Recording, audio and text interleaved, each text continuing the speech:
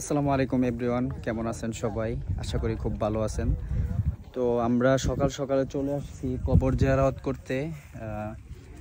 হাবিব ভাইয়ের বিয়ে হচ্ছে 21 তারিখ, তো আজকে হচ্ছে 20 তারিখ, কালকে বিয়ে। তো হাবিব ভাই একটু কবর জিয়ারত করতে আসা, তার আব্বুর কাছে একটু দোয়া নিতে আসছে আর কি। তো এই সুযোগে ভাবলাম যে ওনাদের যে কবরস্থানটা কতটুক দূরে, তো এটা একটু আপনাদেরকে দেখানোর জন্য আমি একটু ভিডিও করতেছি। আর এখান থেকে ভিউটা অস্থির, এর জন্যই মূলত আপনাদেরকে দেখাইতেছি। দেখেন ভিউটা কেমন, এই যে দেখেন চতুর সাইডে ধান ক্ষেত, দেখছেন চতুর সাইডে ধান ক্ষেত। আর এটা হচ্ছে কবরস্থান। আর আমরা কোথা থেকে আসছি আমি একটু আপনাদেরকে জুম করে দেখাই। ওই যে দেখেন বাড়ি, ওই যে বাড়ি, ওখান থেকে আমরা আসছি অনেক দূরে। দেখেন কতটুক দূরে আসছি এই যে আমরা সবাই। তো